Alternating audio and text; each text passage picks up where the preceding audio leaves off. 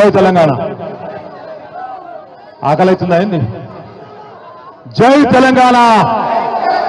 గట్టిగా షాబాద్లు అంటే హైదరాబాద్ కినవాడాలి. జై తెలంగాణ. కేసీఆర్ గారి నాయకత్వం. జై తెలంగాణ.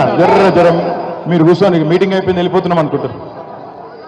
గౌరవనీయులు పెద్దలు రంగారెడ్డి, ఉమ్మడి రంగారెడ్డి జిల్లా అభివృద్ధిని ఎల్లవేళలా కోరుకునే చేవెళ్ల ఆడబిడ్డ, మీ అందరి ముద్దు బిడ్డ అక్క, మాజీ మంత్రి శ్రీమతి సబితా ఇంద్రారెడ్డి గారు, గౌరవనీయులు పెద్దలు మాజీ మంత్రివర్యులు మహమూద్ అలీ గారు, మరొక మాజీ మంత్రివర్యులు అన్న శ్రీనివాస్ గౌడ్ గారు, గౌరవనీయులు పెద్దలు ఆర్ఎస్ ప్రవీణ్ కుమార్ గారు, వికారాబాద్ జిల్లా పార్టీ అధ్యక్షులు మాజీ శాసనసభ్యులు సోదరుడు ఆనంద్ గారు, గౌరవ శాసనసభ్యులు మషీరాబాద్ అన్న ముఠా గోపాల్ గారు, గౌరవనీయులైన హుజూరాబాద్ శాసనసభ్యుడు తమ్ముడు కౌశిక్ రెడ్డి గారు, గౌరవనీయులు పరిగి మాజీ ఎమ్మెల్యే సోదరులు మహేశ్వర్ రెడ్డి గారు, గౌరవనీయులు షాద్ నగర్ మాజీ శాసనసభ్యులు అన్న అంజయ్ యాదవ్ గారు, పెద్దలు క్యామ మల్లేష్ గారు, నాగేందర్ గౌడ్ గారు, అదేవిధంగా మీ అందరికీ సుపరిచితుడు తమ్ముడు, యువ నాయకుడు, తప్పకుండా తొందరలో జరగబోయే ఎన్నికల్లో ముమ్మాటికి కాబోయే ఎమ్మెల్యే తమ్ముడు పట్లోళ్ళ కార్తిక్ రెడ్డి గారు, అదేవిధంగా ఈరోజు ఇక్కడికి వస్తే షాబాద్కి వస్తే రైతు దీక్ష కార్యక్రమానికి, రైతు ధర్నా కార్యక్రమానికి వస్తే నాకైతే నిరసన కార్యక్రమానికి వచ్చినట్టు అనిపించలే.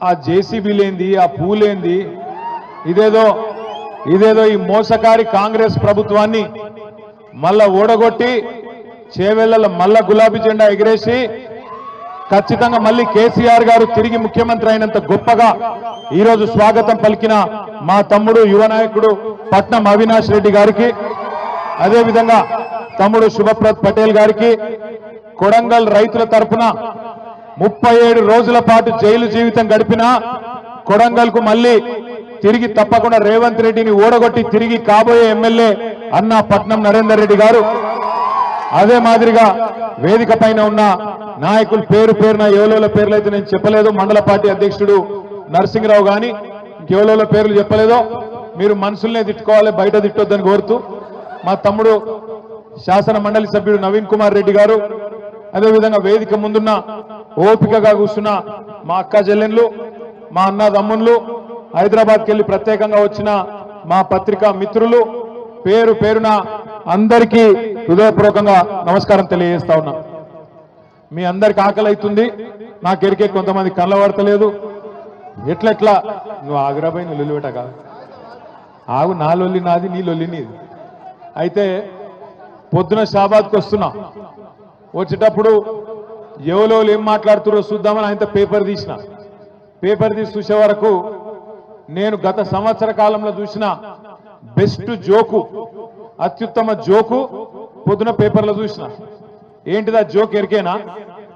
రేవంత్ రెడ్డి ఢిల్లీకి పోయి ఢిల్లీలో ఆడ స్పీచ్ ఇస్తాడు రేవంత్ రెడ్డి. ఇలా పత్రికల్లో రాసిండు, తెలంగాణలో మొత్తం ఉద్ధరించిన ఢిల్లీని కూడా ఉద్ధరిస్తా, మీరు నా మాట నమ్మి ఢిల్లీలో కూడా కాంగ్రెస్ కి అధికారం ఇయ్యండి చెప్పి రేవంత్ రెడ్డి గారు ఢిల్లీలో చెప్తాడు. 6 గ్యారెంటీలు అమలు చేసిన, రుణమాఫీ మొత్తం చేసిన, మొత్తం తెలంగాణను ఉద్ధరించిన, 100 రోజులలోనే అన్ని ఇచ్చిన మాటలన్నీ నిలబెట్టుకున్నా, అదే తరీఖన ఢిల్లీలో కూడా చేస్తా, మీరు నా మాట నమ్ముండ్రి, తెలంగాణ ముఖ్యమంత్రిగా చెప్తున్నా అని చెప్పి రేవంత్ రెడ్డి గారు ఢిల్లీలో చెప్తున్నారు. ఇక్కడికి వచ్చిన మా ఆడబిడ్డలు నేను అడుగుతున్నా, మీరు జవాబు చెప్పాలి. అమ్మకు అన్నం పెట్టనోడు చిన్నమ్మకు బంగారు గాజులు చేయిస్తాడా? అమ్మకు అన్నం పెట్టనోడు చిన్నమ్మకు బంగారు గాజులు చేయిస్తాడా?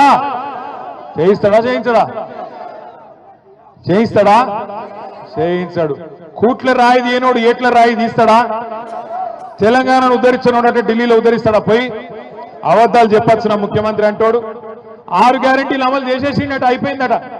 ఇప్పుడే చెన్నమ్మ చెప్పింది, చెన్నమ్మకు బాగా కోపం వచ్చింది. ఏమన్నది చెన్నమ్మ? వీడు లంగున్నాడు, రుణమాఫీ చేసినా అని చెప్తుండు, ఏడ చేసిండు, నాకు 55,000 లోన్ ఉన్నది, రుణమాఫీ కాలేదు, ఏడ చేసిండని లొల్లి పెడుతుంది. మరి ఏం చేయాలి చెన్నమ్మ అన్న? ఏం చేయాలి ఇక మరి నువ్వు అన్నది నేను చెప్తాను అయితే నా మీద కేసు పెడతారు మళ్ళా ఇక ఒక మాట అన్నది కనుక నేను అన్నా చిన్నమ్మను బాగా వైలెంట్ ఉన్నావు ఏం సంగతి నువ్వు ఏ ఊరని అడిగితే నాకు పక్కకెళ్ళి అవినాష్ చెప్తాడు జర ఆ ఊళ్ళో కొద్దిగా గరం గరం ఉంటారన్న మనుషులు అందరని చెప్తున్నాడు మా తమ్ముడు అవినాష్ రెడ్డి ఏ ఊరు అది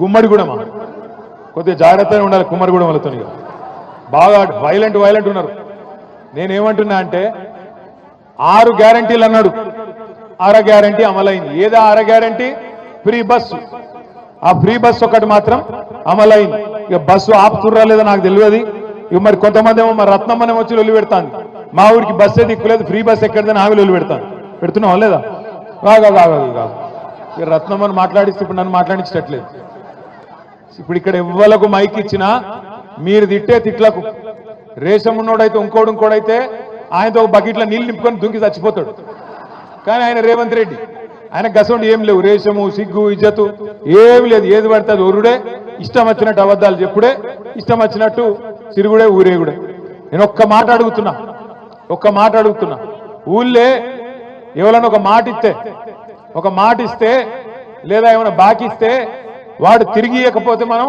కేసు పెడతాం ఏం కేసు పెడతాం 420 కేసు పెడతాం వీడు చీటర్ ఉన్నాడు చీటింగ్ చేసిండు వీని మీద మోసం చేసిండు కాబట్టి కేసు పెట్టాలి అంటాం మరి గిన్ని మోసాలు చేసిన కాంగ్రెస్ ప్రభుత్వం గింతమందిని మోసం చేసిన కాంగ్రెస్ ప్రభుత్వం ఇడిచిపెడదామా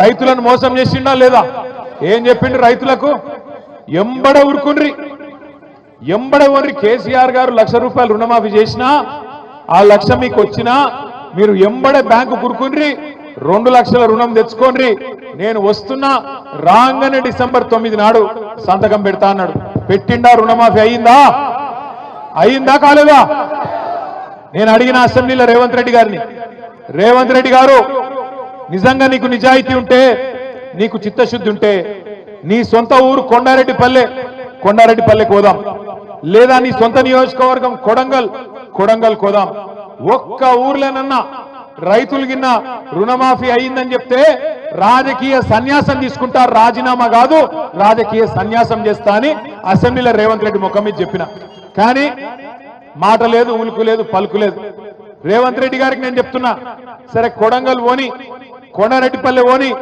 రాష్ట్రంలో ఏ ఊరికైనా సరే చేవెళ్ళ నియోజకవర్గం అయినా సరే ఏ నియోజకవర్గం అయినా సరే డేటు ప్లేసు టైము 3 నీ ఇష్టం ఏ ఊరికంటే ఆ ఊరికి పోదాం ఇక నువ్వు కాకపోతే నీ మంత్రులను పంపి ఏ ఊరికన్నా పోదాం ఒక్క ఊర్లోనన్నా గిన్న రైతులు రుణమాఫీ అయిందని 100% గిన్న రాసిస్తే మొత్తం బీఆర్ఎస్ పార్టీ నాయకులం రాజీనామా చేసి పోతామని చెప్పి కూడా నేను విజ్ఞప్తి చేస్తా ఉన్నా గింత మోసం చేయొచ్చా చారాన రుణమాఫీ కూడా కాలే కానీ చారాన కోడికి బారాన మసాలా అన్నట్టు ఇవాళ ఢిల్లీకి పోయి మొత్తం రుణమాఫీ చేసిన అని చెప్పి అక్కడ మాట్లాడుతూ ఉన్నాడు ఇంకా సిగ్గులేని మాట ఏంటంటే ఇదే రేవంత్ రెడ్డి చెప్పిండు రైతులకు ఏం చెప్పిండు కేసీఆర్ మీకు బిచ్చమేసినట్టు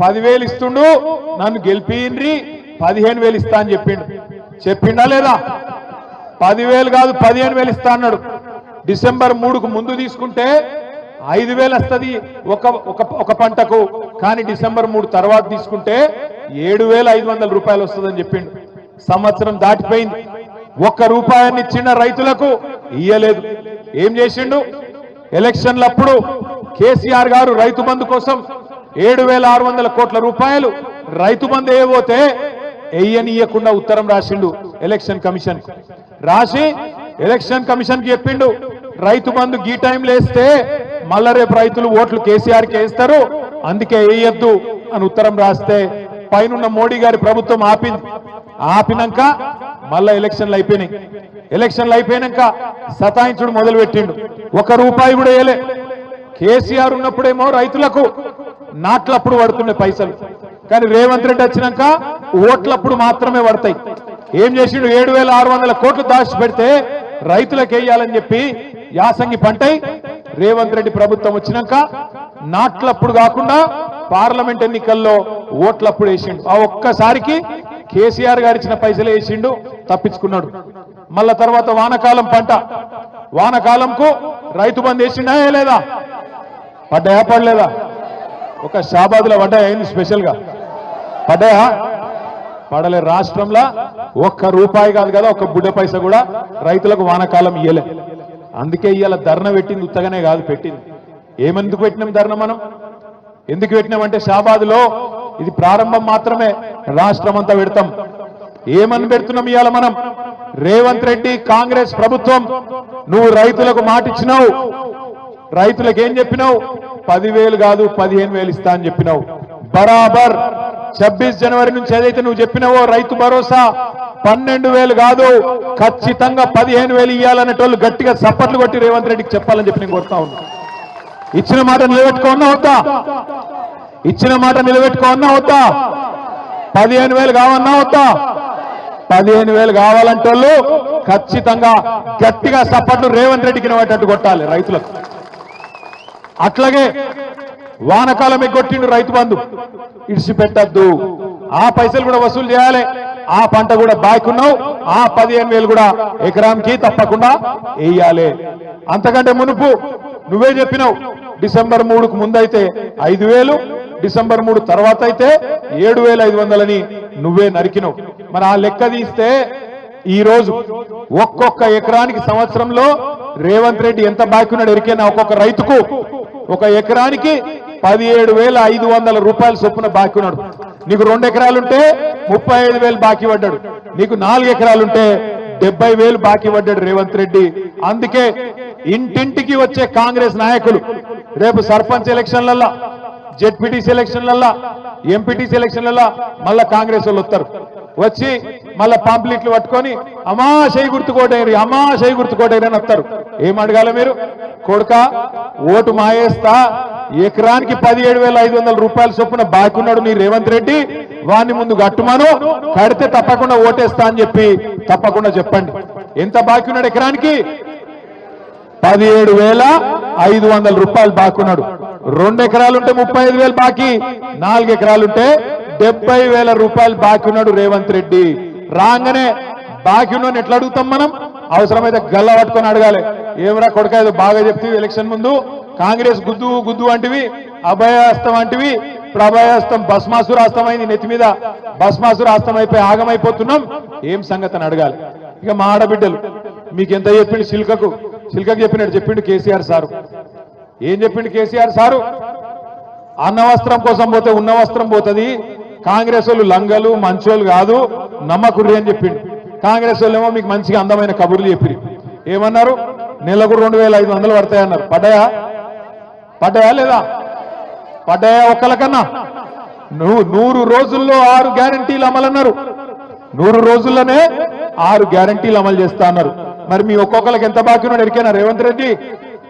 ఒక్కొక్కలకు, ఒక్కొక్క ఆడబిడ్డకు, ఈ రాష్ట్రంలో ఉండే 1,67,00,000 మంది ఆడబిడ్డలకు రేవంత్ రెడ్డి గారు ఈ ఒక్క సంవత్సరంలోనే 30,000 రూపాయలు బాకున్నాడు. నెలకు 2,500 చొప్పున, సంవత్సరానికి 30,000 రూపాయలు బాకున్నాడు.